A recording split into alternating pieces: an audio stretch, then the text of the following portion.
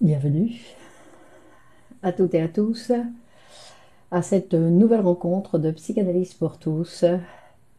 Nous sommes mardi 6 février 2024 et nous avons donc notre nouveau rendez-vous de Psychanalyse pour tous comme tous les mardis. Nous sommes fidèles à notre rendez-vous.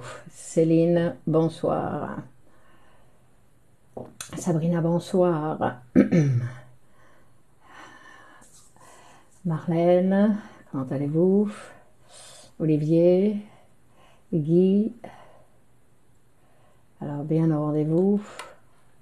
Ah, vous avez vu le sujet d'aujourd'hui? Samy, bonsoir. Jessica, bonsoir. Le sujet que nous avons choisi pour aujourd'hui, Martine, bonsoir. Néléa, bonsoir. Fidèle, fidèle. Directement.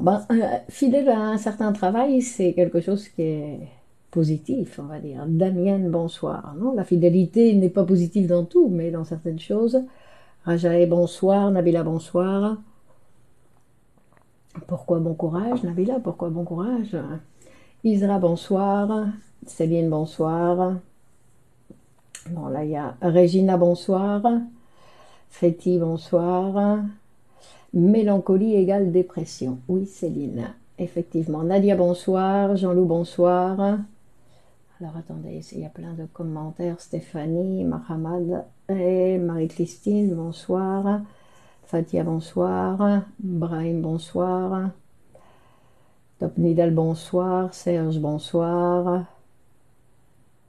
Donc aujourd'hui, nous sommes intéressés, n'est-ce pas, par le sujet de la mélancolie, qu'on appelle aussi dépression. Anne, bonsoir. Donc certains considèrent qu'il y a une différence entre la mélancolie et la dépression. David, bonsoir. Mais nous, on va considérer aujourd'hui, pour ce soir, l'ombre de l'objet qui tombe sur le moi. Freud, exactement, Olivier. Marie-Laure, bonsoir. Mais la mélancolie, c'est un sujet qui, comment caractérise-t-on quelqu'un de mélancolique? C'est ce qu'on va voir aujourd'hui, Céline. Mais que dans tous les cas, et c'est bien votre question, dans tous les cas, que pouvoir diagnostiquer, si c'est ça qui nous intéresse, ou pouvoir écouter quelqu'un, Hanan, bonsoir, quelqu'un de mélancolique, on va dire il faut toujours l'écouter dans une séance de psychanalyse. C'est-à-dire que si un ami vous parle, n'est pas du tout le même cadre pour pouvoir nous permettre de diagnostiquer les amis ou les personnes qu'on rencontre et qu'on va diagnostiquer comme ça, Sylvie, bonsoir, en disant voilà, toi tu... Mais de toute façon, nous devons considérer que d'une certaine façon, la dépression, comme vous le savez, c'est une maladie qui est en train de parcourir toute la planète comme un virus. Alors ça ne se contamine pas bien évidemment de la même façon, mais c'est en relation un petit peu avec la société dans laquelle nous vivons. Pour tous vos efforts, Nabila. Et Messadi, bonsoir. Carlos, bonsoir. Donc, et ce qui va être intéressant de pouvoir voir, Fifi, bonsoir.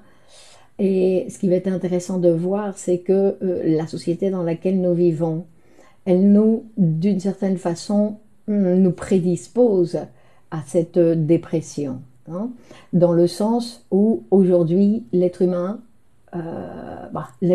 dans tous les temps de son histoire, a besoin d'avoir des projets, a besoin d'avoir des utopies, des idéaux pour pouvoir fonctionner, pour pouvoir envie de travailler, pour pouvoir envie de faire, non pas parce qu'elle a envie de faire des choses et pour pouvoir se mobiliser à l'action. Et aujourd'hui, bien évidemment, trouver une utopie, trouver un idéal, construire un idéal, parce que bien évidemment, on ne va pas le trouver comme ça au coin de la rue, sinon que construire un idéal. Et bonsoir, formation médicale, Mariam, bonsoir, c'est quelque chose c'est une construction qui est difficile dans le sens où les sociétés dans lesquelles nous vivons, nous offrent pas ça à l'école, alors qu'on devrait nous procurer une sorte d'idéal ou d'utopie dans laquelle nous aurions envie de travailler pour nous lancer dans la vie, et ce n'est vraiment pas ce qui se passe. Michel, bonsoir. Alors, quand on parle de dépression ou de mélancolie, de quoi on parle, hein? Alors, ici, non, et c'est intéressant toujours de le souligner, c'est-à-dire que ici nous sommes dans un espace de psychanalyse, ça s'appelle Psychanalyse pour tous. Donc nous allons utiliser l'instrument, nous allons utiliser Freud et nous allons utiliser l'instrument de la psychanalyse pour faire la lecture et pour parler de cette dépression. C'est-à-dire que en météorologie, on parlera de dépression atmosphérique. D'accord? C'est-à-dire que dans chaque discipline, on va dire, le terme dépression va être une chose ou peut-être une autre chose. Donc ici, nous allons nous centrer sur la dépression en psychanalyse ou la mélancolie, qui est une terminologie plus romantique, on va dire. Donc, première chose. Donc, quand on parle de mélancolie, on parle de dépression, on parle de douleur, on parle de culpabilité et on parle d'une maladie grave. Une maladie grave, une maladie psychique grave, on dit que c'est une des maladies psychiques les plus douloureuses. La dépression en météo, il pleut dans l'âme, finalement. Ça, c'est de la poésie.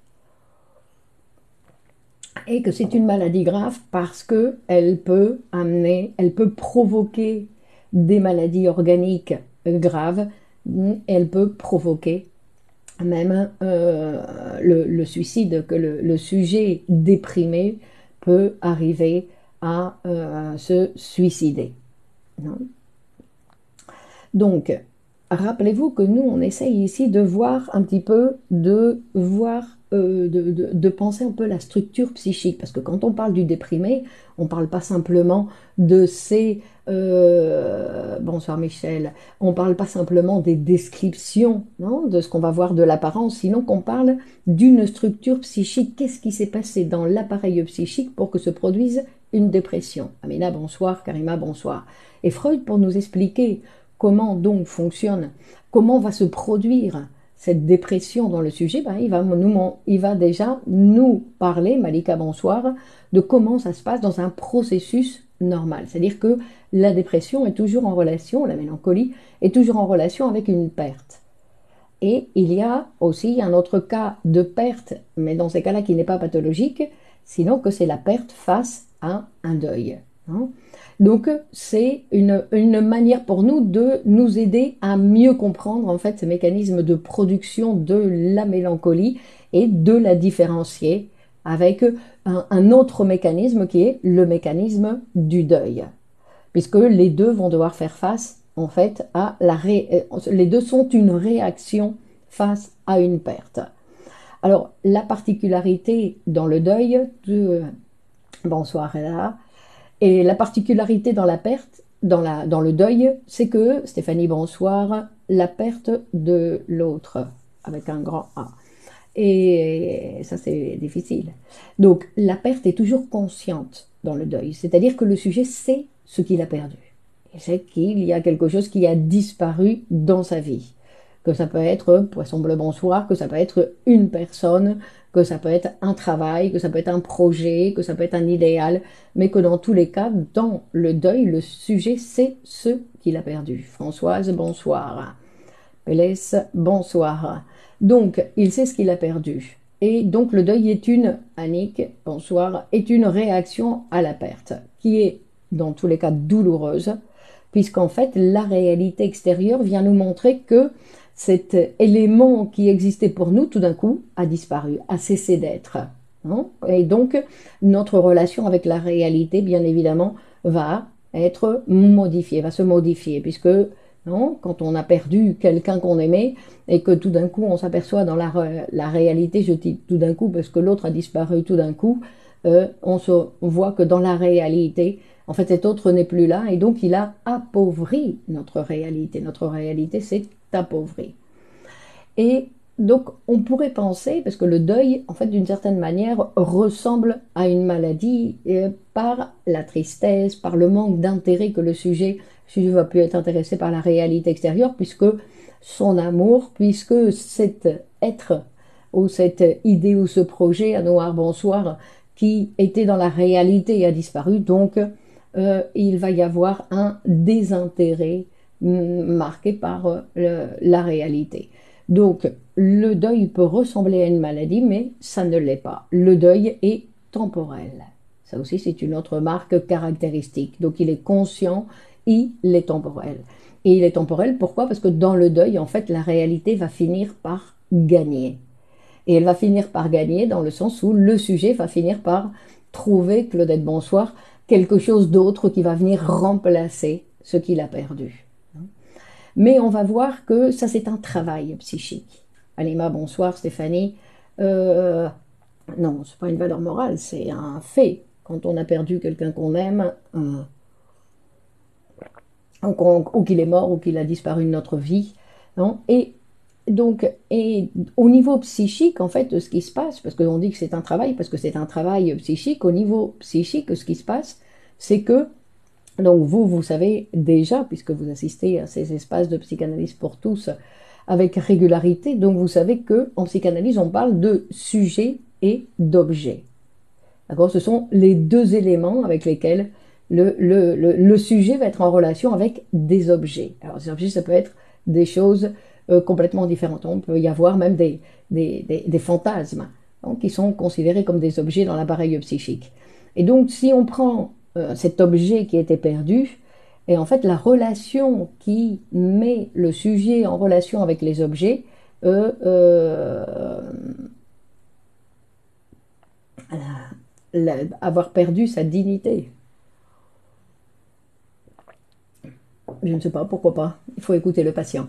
Et donc la relation que le sujet a avec cet objet, c'est une relation libidinale. C'est-à-dire qu'il y a une énergie psychique qui va nous mettre en relation avec les autres, avec tout notre entourage, avec, en général, avec toute notre vie. Toute notre vie, en fait, elle est recouverte de notre libido, de notre énergie psychique. Et quand il y a un élément de notre réalité qui disparaît, ben, cette libido qui avait l'habitude d'aller voir cet objet se retrouve, Jelena, bonsoir, le mélancolique ne fait pas le deuil de l'objet perdu ou idéal, exactement.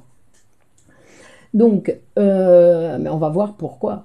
Et donc, et quand le travail consiste à qu'est-ce qu'il va faire avec cette libido qui s'est retrouvée libre, qui s'était retrouvée libre alors qu'elle était unie à un objet. Ben, il va falloir qu'elle fasse le travail du deuil, consiste à retirer cette libido puisqu'il n'y a plus d'objet. Donc, il faut qu'elle retire cette libido de cet objet. Et en fait, ce que va nous dire Freud, qui est très intéressant, il va dire donc non seulement qu'il y a ce travail à réaliser, c'est-à-dire retirer la libido de cet objet. Donc, je répète, c'est un travail psychique, c'est-à-dire c'est un travail inconscient, c'est un travail, même si la perte est consciente dans le deuil, le travail psychique nécessaire dans le deuil pour que il puisse dépasser ce deuil, on va dire, Rachid, bonsoir, c'est un travail inconscient, c'est-à-dire que le sujet n'en a absolument pas conscience. Et ce que va nous dire Freud, qui est très intéressant, il dit qu'en fait, on pourrait penser que, bah oui, c'est facile, il va retirer sa libido puisqu'il n'y a plus d'halal bonsoir, il n'y a plus d'objet, et puis il va l'utiliser ailleurs. Ça, c'est ce qu'on appelle un mécanisme d'une personne saine. Hein, c'est-à-dire, c'est le travail du deuil, c'est ce qui va se passer. Mais il y a toujours un certain temps entre passer d'un objet à un autre. Sylvie, bonsoir. Mais c'est la capacité du sujet à la substitution. C'est-à-dire, ça c'est une caractéristique que tout le monde, nous avons cette possibilité de pouvoir substituer quelque chose par autre chose. Et dans le travail du deuil, ben, il y a ce travail de substitution qui va devoir s'élaborer. Mais ce que Freud va nous dire, et ce qui est très intéressant, il dit que face à ce travail de retirer la libido, en fait, il y a toujours une résistance de la part du sujet. Non, Véronique, bonsoir. Il y a toujours, Sylvie, bonsoir, il y a toujours un travail une résistance à ce travail. C'est-à-dire que, parce que Freud il nous explique que, en fait, notre libido, elle a difficulté à abandonner les lieux où elle a été et en plus où elle a été capable d'avoir une certaine satisfaction, une certaine jouissance. Et c'est pour ça que Freud il dit, même quand elle a trouvé un substitut, elle a des difficultés à renoncer réellement à l'objet.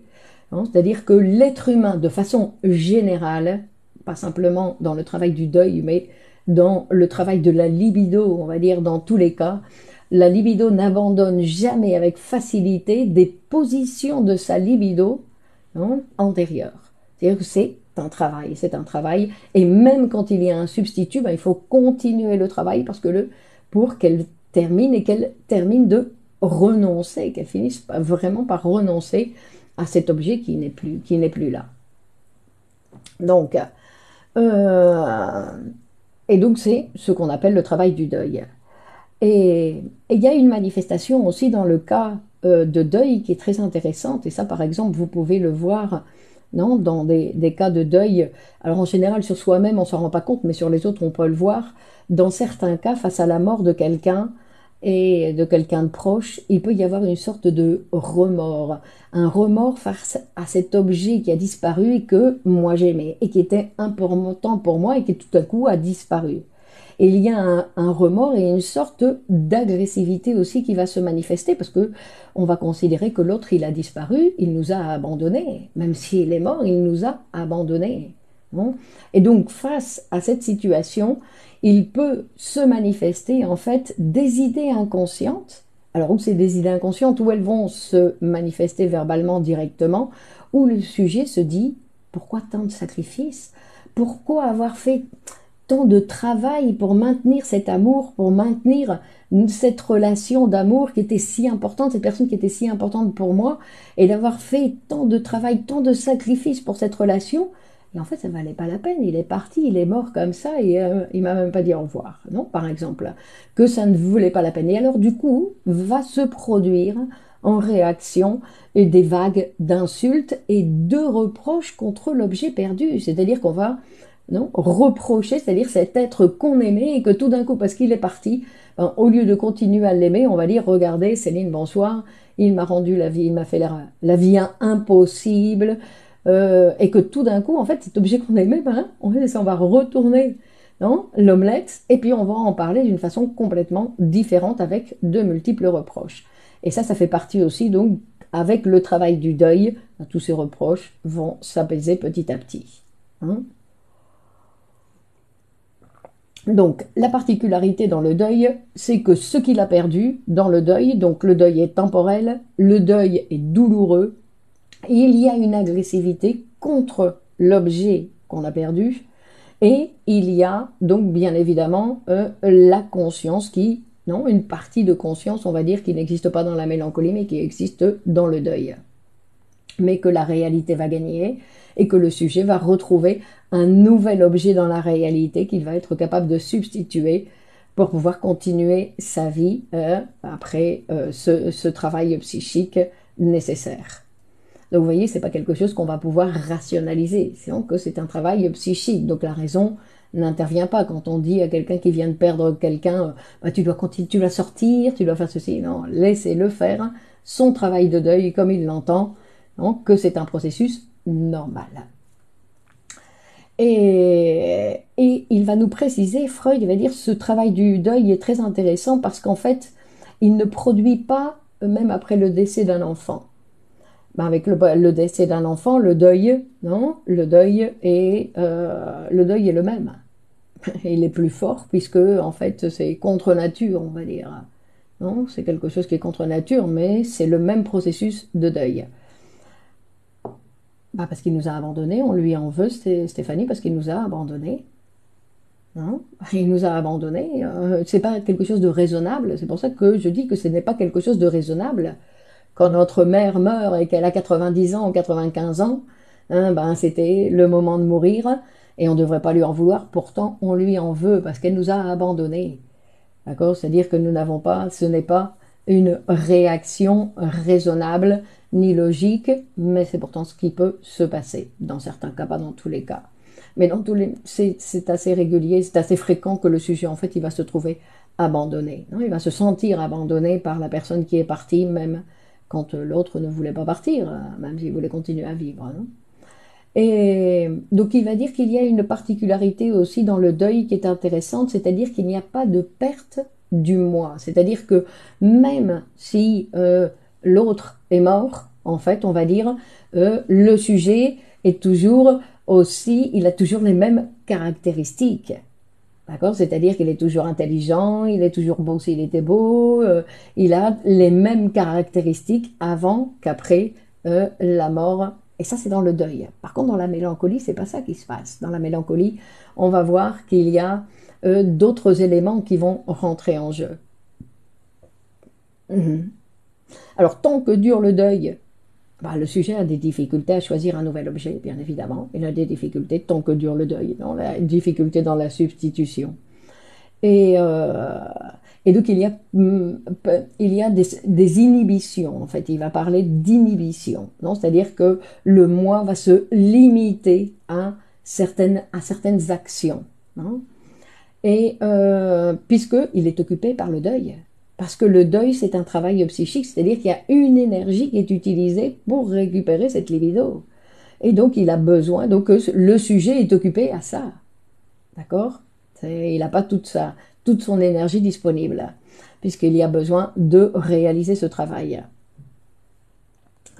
Et, et que quand on parle de douleur, il y a douleur pas parce que, quand on parle de douleur en psychanalyse, ou dans ce cas-ci, on ne parle pas de douleur parce que l'autre a disparu, on parle de douleur psychique.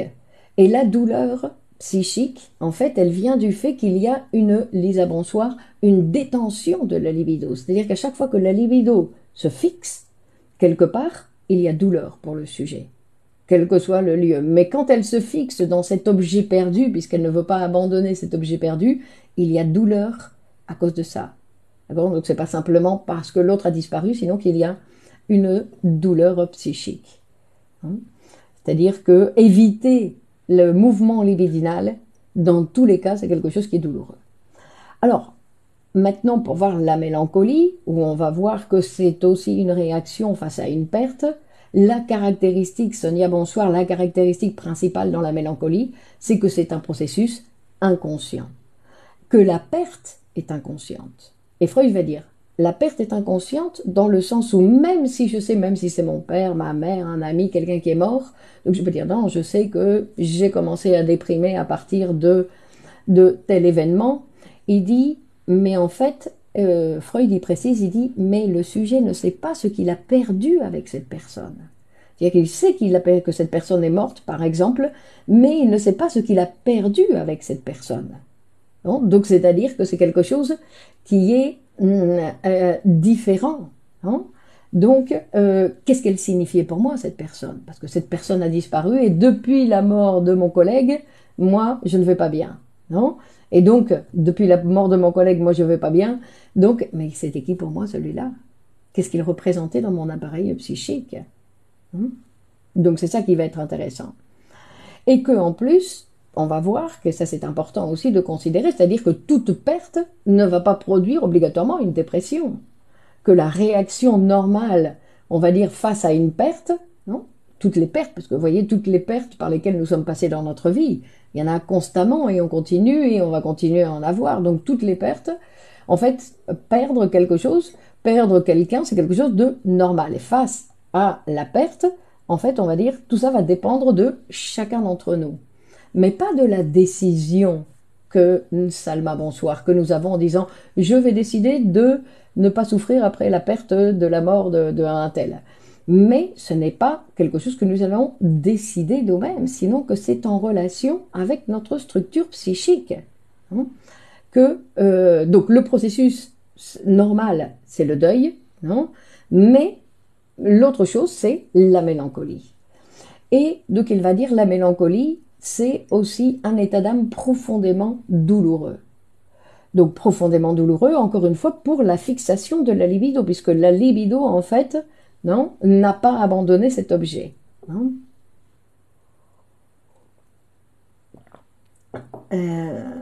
Alors, on va dire, ce ne sont pas des manifestations, non, c'est la dépression, ce n'est pas exactement des manifestations qui vont se présenter dans la réalité.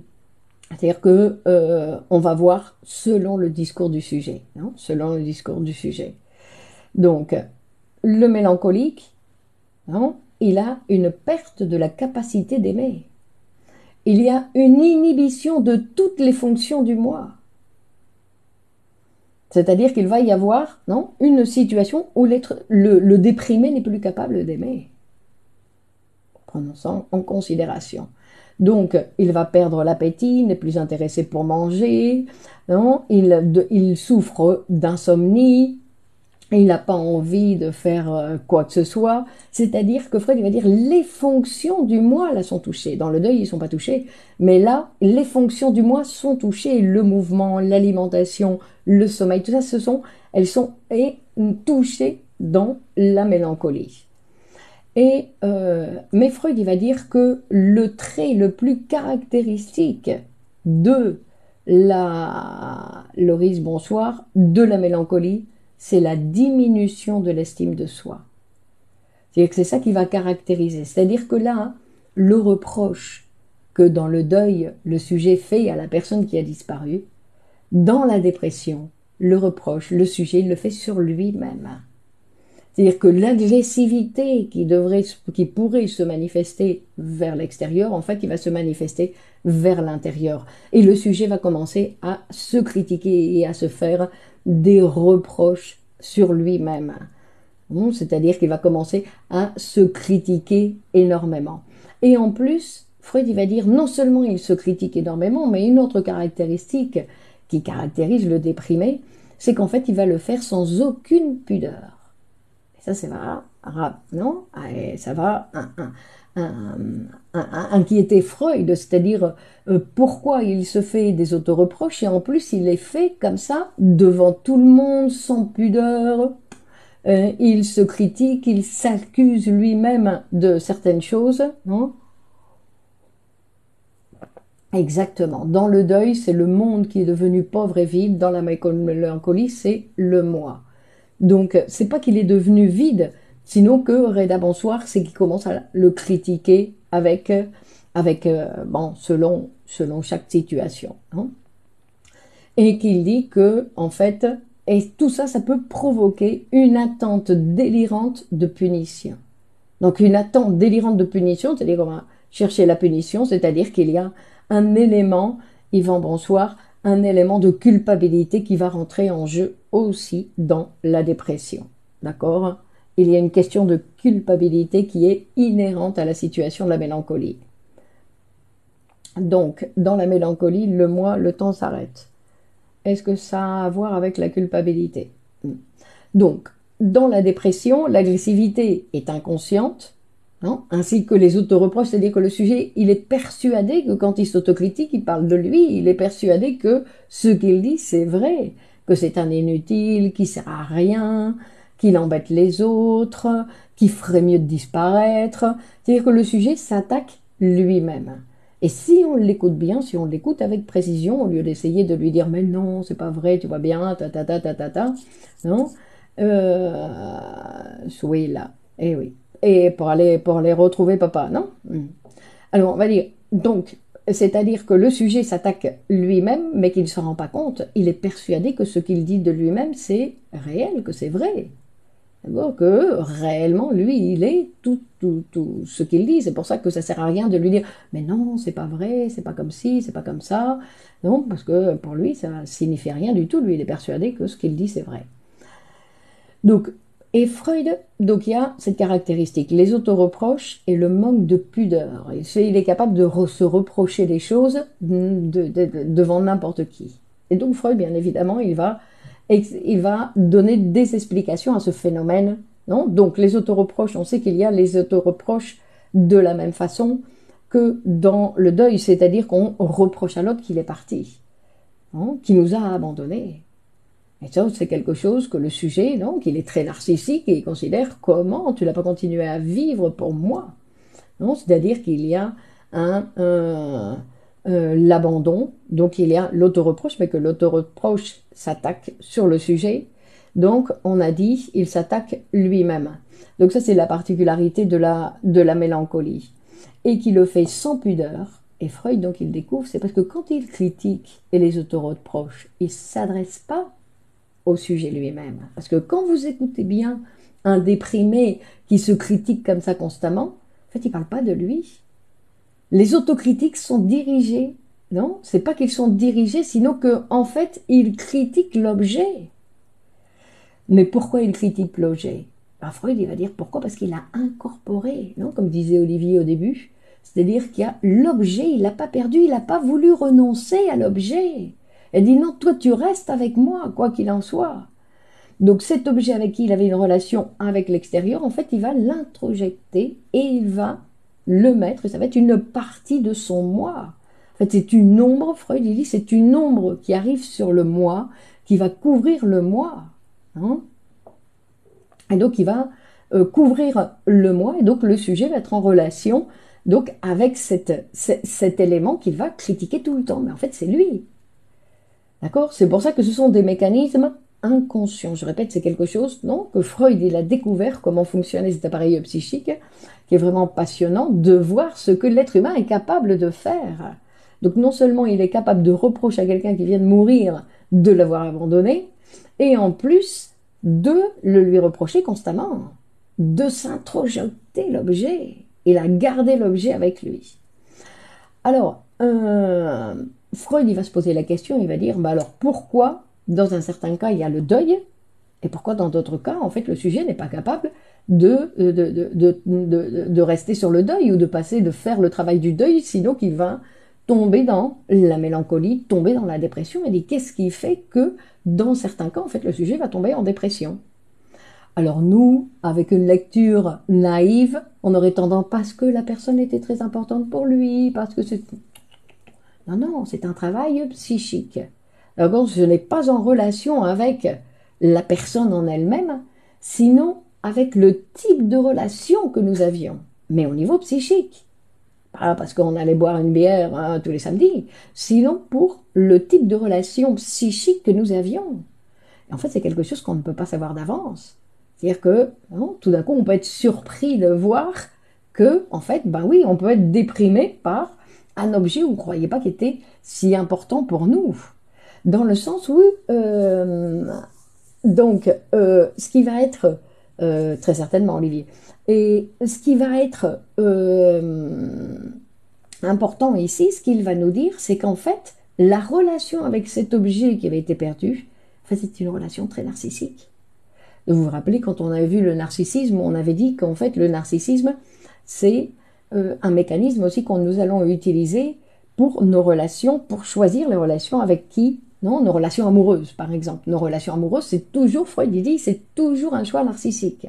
C'est-à-dire qu'on va toujours choisir quelqu'un dans notre vie, ou quelqu'un qui est comme j'aimerais être, comme je suis, ou comme j'ai été, ou qui ressemble à maman, ou qui ressemble à papa. Donc il dit qu'il y a ces 5 possibilités qui va me mettre en relation avec l'autre. Et en fait, il dit que quand la relation est très narcissique, et il y a...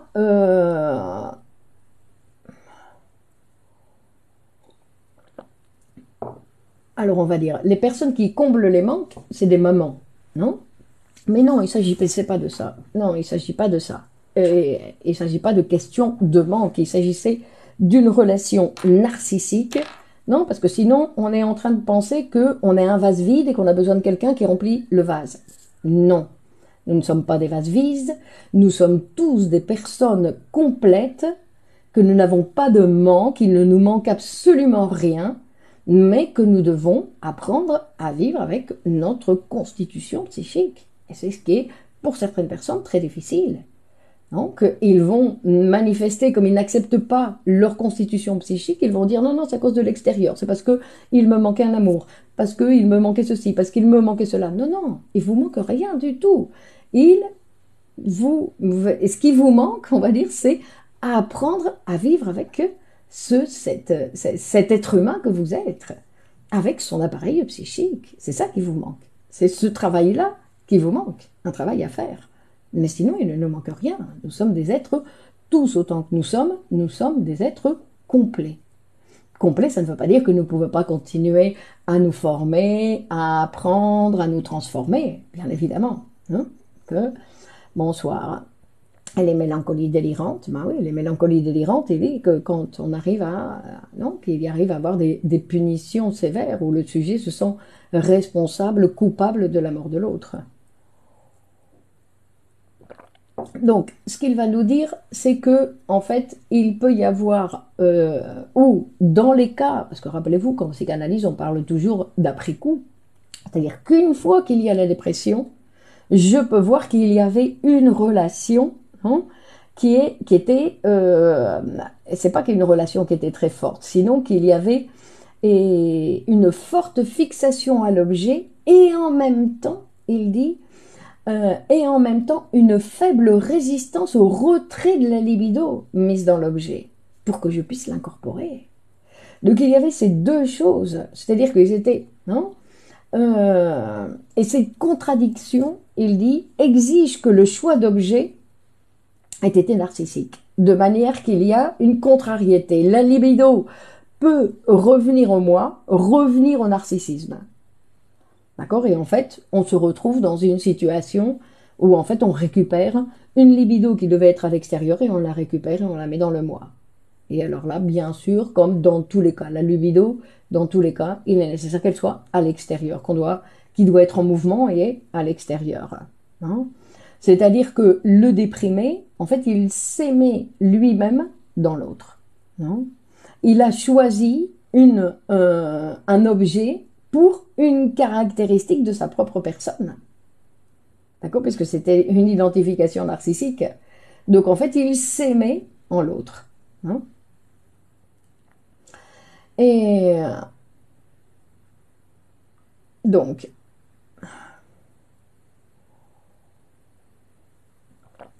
pour ne pas perdre l'objet, le sujet va s'identifier à l'objet.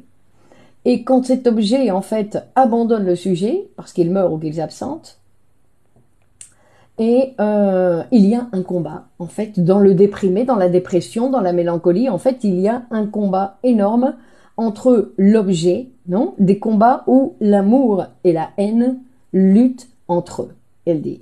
Non, un côté pour délier la libido de l'objet, et le deuxième pour éviter que cette libido se sépare de l'objet.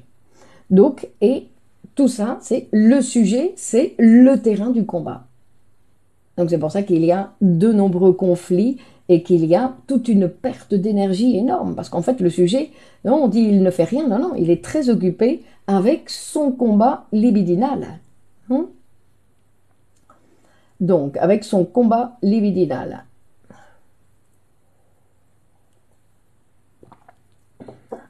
Non, c'est pas une fusion psychique. C'est quoi une fusion psychique? Merci. Donc après, on est obligé de s'aimer. Comment? Pourquoi on est obligé de s'aimer? On s'aime à travers les autres, c'est vrai. On s'aime à travers les autres. Mais il y a des fois, il y a une exagération dans cet amour, on va dire, où il y a non, une libido trop narcissique, donc il va dire qui se récupère trop facilement, on va dire. Non. Donc, le déprimé ne veut pas abandonner l'objet perdu et il l'incorpore avec le mécanisme qu'il va utiliser, le mécanisme d'identification. Mais en le faisant, en fait, il va perdre un morceau de son moi. Hein. Il va perdre un morceau de son moi. C'est pour ça que Freud dit, est-ce qu'il y a une introjection d'amour et de haine en soi? On dit identification par introjection. D'accord? C'est le mécanisme d'identification. Et en fait, on va voir pour montrer pourquoi cette maladie en fait est si douloureuse, parce que d'un côté, donc il y a une partie, le sujet a perdu une partie de son moi, et on dit qu'il y a une déchirure, une blessure dans le moi.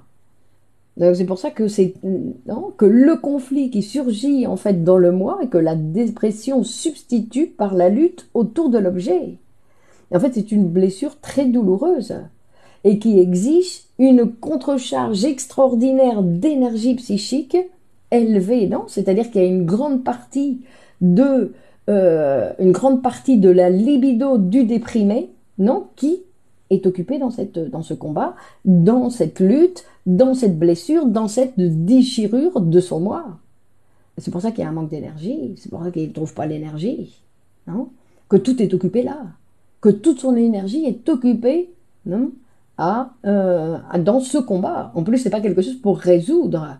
C'est pas comme le travail du deuil où il y a aussi toute une énergie qui est occupée à ça, mais c'est pour construire, c'est pour déplacer la libido, tandis que là, la libido, elle a été introjectée, la libido, il se retrouvait, donc il y a eu l'identification avec l'objet, et donc cette énergie, elle se retrouve dans le moi. Non? Une sorte d'hémorragie, peut-être, si vous voulez, Fifi. Donc on voit que dans la dépression, il y a une incapacité du sujet de remplacer l'objet qu'il a perdu, non, par un autre. C'est-à-dire qu'on voit qu'il y a une rigidité de la libido, non, qui est particulière dans l'état du déprimé, que le déprimé, en fait, il a une rigidité de la libido, que sa libido ne circule pas. Donc ça, en plus, on peut des fois, hein, le voir un petit peu avant, que la libido, en fait, elle n'est pas très active. Conflit entre Eros et Thanatos, par exemple. Oui, effectivement, toujours. Non, je vais dire toujours dans le sens où il va y avoir cette bataille avec la pulsion de mort. Euh, donc, et quand on parle de dépression, ça aussi c'est quelque chose qui est important. Quand on parle de dépression, en fait, on parle de nous tous. Instinct de vie, instinct de mort, Eros et Thanatos. D'accord, on parle de nous tous. Nous sommes tous concernés parce que d'une manière ou d'une autre, en fait, nous vivons dans une époque, on va dire, où il nous manque, comme je disais au départ, où il nous manque des idéaux, il nous manque des utopies, parce que l'utopie, c'est pas pour être réalisé, mais c'est un moteur, c'est quelque chose qui va nous permettre de vouloir transformer la société. Il y a les époques de l'humanité où il y avait la croyance qu'on pouvait transformer la société, il y a beaucoup de choses qui ont été obtenues. Parce qu'on va dire, oui, ils n'ont pas réussi à transformer, mais il y a quand même beaucoup de choses qu'on a obtenues et qui ont permis l'amélioration de la société. Donc, tous ces mouvements révolutionnaires qui ont apporté quelque chose, bien sûr, qui n'ont pas tout transformé. Transformer la société, c'est pas possible, mais on peut à chaque fois faire des petits apports. Non, on dit le communisme a échoué. Mais il n'a pas échoué. Il a servi à modifier certaines choses de ces sociétés capitalistes, à ce que permettre que les ouvriers gagnent tous les droits qu'ils ont réussi à gagner. Parce que je ne sais pas si vous vous rappelez comment, dans quelle situation travaillaient les ouvriers au début du capitalisme en Angleterre, non, où les enfants, à partir de 7 ans, étaient dans les usines en train de travailler, où pratiquement ils ne dormaient pas. Et s'ils mouraient, enfin, c'était considéré comme, c'est pas considéré comme des êtres humains. Donc nous avons fait énormément de progrès, énormément de travail. Mais pour pouvoir faire ce travail-là, il faut une utopie. Parce qu'aujourd'hui, on sort dans la rue, on va faire des manifestations. Mais pas pour une utopie, sinon pour le pain, pour manger un petit peu. Non, donc il y a cette utopie, même les chrétiens qui ont fait leur révolution.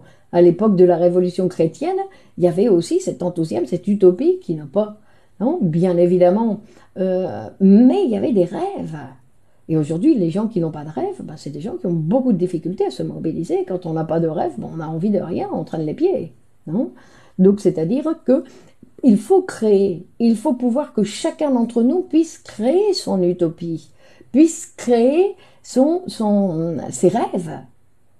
Ses rêves pour pouvoir se lever le matin pour dire donc je vais participer à... C'est pour ça qu'aujourd'hui, ce qui est nécessaire, ce sont des objectifs collectifs. D'accord? C'est-à-dire que tout seul, on ne va pas faire grand-chose pour modifier la société, que dans ces utopies, il va falloir apprendre à s'unir avec d'autres. Et ça, c'est ce qui est difficile pour nous, puisque, en fait, une fois qu'on se retrouve avec les autres, on n'aime pas trop comment ils font, on les supporte pas trop, on regarde comment il m'a parlé, et j'aime pas comment il a dit ça. Non? Donc, comme on a des difficultés à tolérer les autres, on devient très individualiste. Alors déjà que nous sommes dans des sociétés qui nous poussent à l'individualisme, mais en plus, si nous n'apprenons pas à vivre avec les autres, avec leurs différences, avec leurs manières qui n'ont rien à voir avec les nôtres, avec des manières de faire, la paix dans le monde, ça n'existera jamais. Et que, donc, les sociétés ont besoin de croire à des idéaux, à des utopies, à des rêves.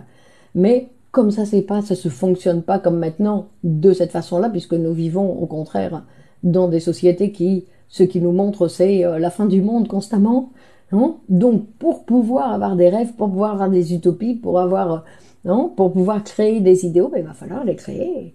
Et il va falloir les créer à un niveau groupal, au niveau collectif, avec un collectif pour pouvoir dire, voilà, nous allons travailler. Alors, nous n'allons pas changer le monde, mais nous allons faire notre apport avec certaines valeurs qui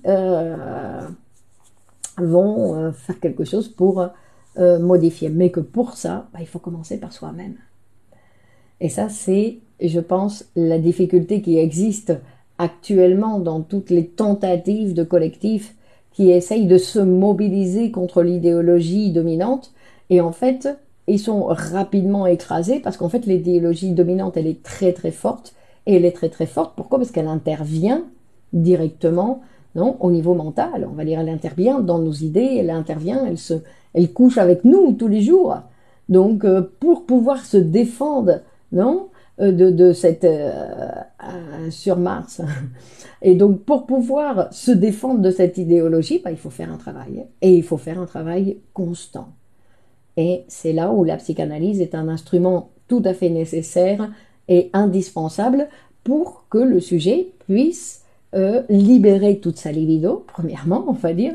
C'est-à-dire que pour, premièrement, disposer de toute cette libido. Bonsoir Ben Ashrin. Donc, pour pouvoir, déjà ça c'est une des choses les plus importantes. Et une fois que la libido, c'est pour ça qu'on dit qu'une psychanalyse vraiment commence une fois qu'il n'y a plus de symptômes. Une fois qu'il n'y a plus de symptômes, la psychanalyse peut commencer parce que une fois qu'il n'y a plus de symptômes, c'est-à-dire que, non, que le sujet il arrive à faire face à sa vie, il dispose de beaucoup plus d'énergie, donc il va pouvoir faire quelque chose. Mais maintenant, qu'est-ce qu'il va faire avec cette énergie? Il va continuer à vivre la petite vie bourgeoise que l'idéologie dominante lui dit de vivre, ou il va essayer de dire non, non, moi je veux fabriquer ma propre vie. Je veux voir ce que je vais faire avec ma propre vie. Hein? Bon alors, nous étions en train de parler de la mélancolie. Vous voyez, j'ai dévié un petit peu, non, sur ces différents mécanismes qui vont donc avoir lieu dans la production d'une mélancolie, parce que on n'est pas mélancolique, sinon qu'on produit une mélancolie.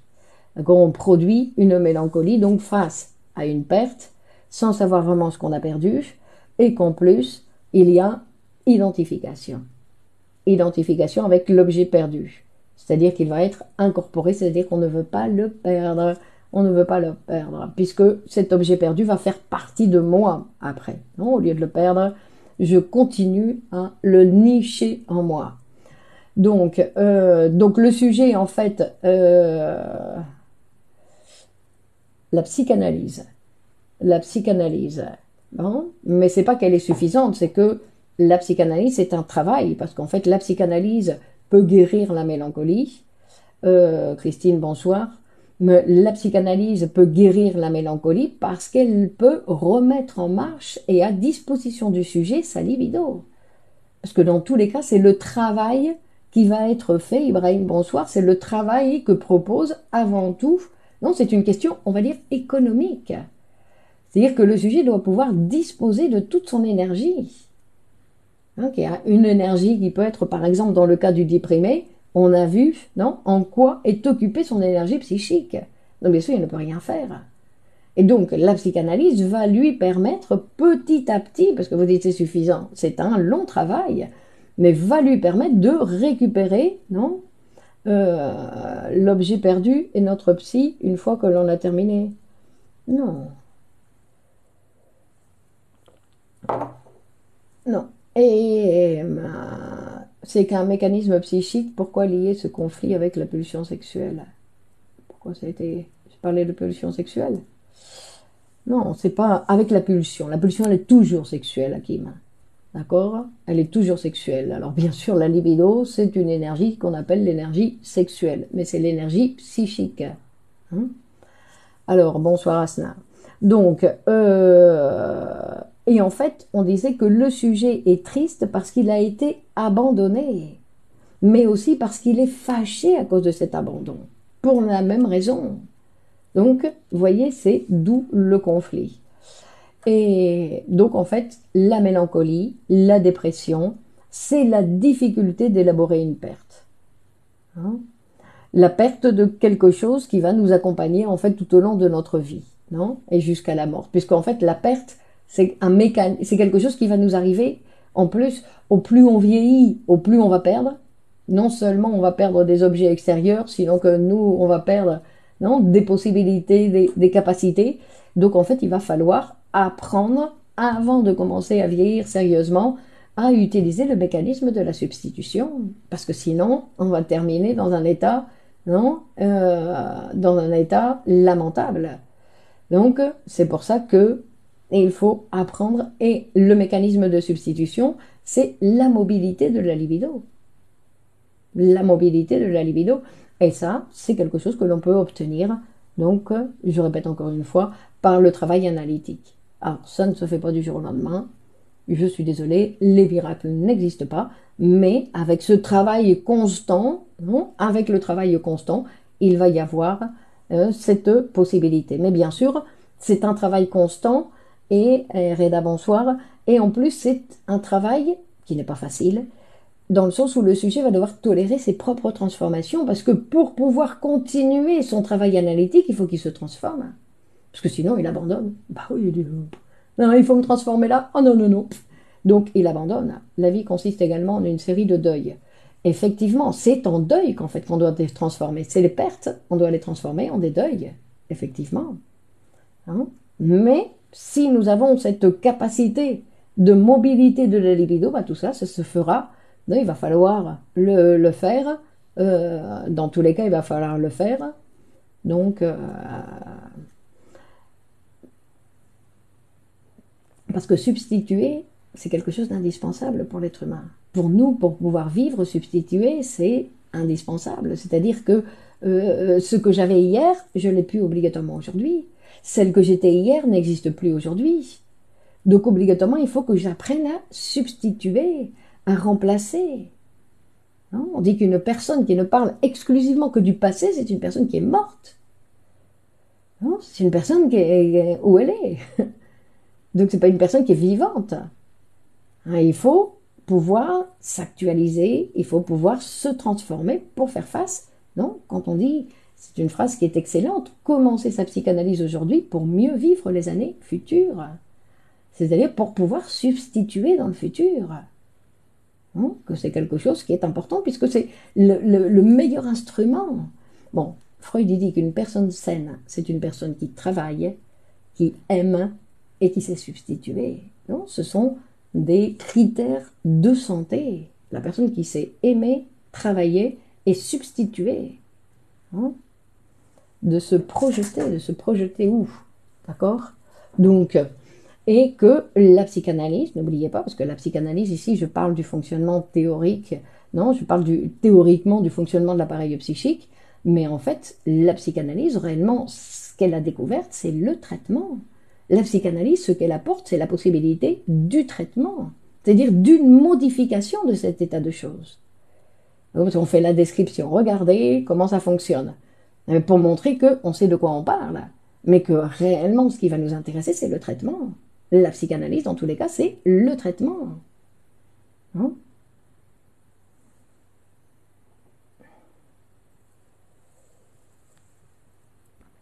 Et donc, comme je disais, et le traitement, ce qu'il va, propose avant tout au sujet, c'est que le sujet récupère en fait toute son énergie. Parce que si il est en bataille, non, dans cette blessure de la dépression, ou alors il réprime constamment et il se laisse pas vivre, non, il y a différentes situation, on va dire, où le sujet, en fait, il ne dispose pas de... la personne qui est tout le temps en train de parler du passé, il ne dispose pas de son énergie. Hein, il n'est pas avec la disponibilité de son énergie. Donc, commencez votre psychanalyse pour mieux vivre les années futures. On se retrouve mardi prochain à la même heure. Donc, vous savez que vous pouvez partager cette vidéo sur vos réseaux. Merci d'avance de la partager. Vous pouvez aussi dire que vous aimez cette page pour être informé la prochaine fois, recevoir l'information pour être informé du nouveau sujet. Et que nous commençons dimanche un cours qui va être super intéressant sur les processus créatifs, cet élément, non, pour la santé mentale. C'est-à-dire que la création, comment dans l'appareil psychique on pense à la création, pour un bon processus, on va dire, de la construction de cette santé mentale. Parce que ce n'est pas que la santé mentale, nous avons une santé mentale parce que nous ne sommes pas malades. Parce que la santé mentale, il faut constamment travailler pour elle. Donc, si vous voulez participer, l'information est sur la page et je vous invite bien évidemment à le faire. Pourquoi? Parce que ça va être un cours passionnant. Et en plus, parce qu'on va intervenir dans le social. Donc, bonne continuation. À mardi prochain, ici 21h, psychanalyse pour tous. Bonne continuation. Allez, au revoir et merci de votre participation. Au revoir. Ciao, ciao.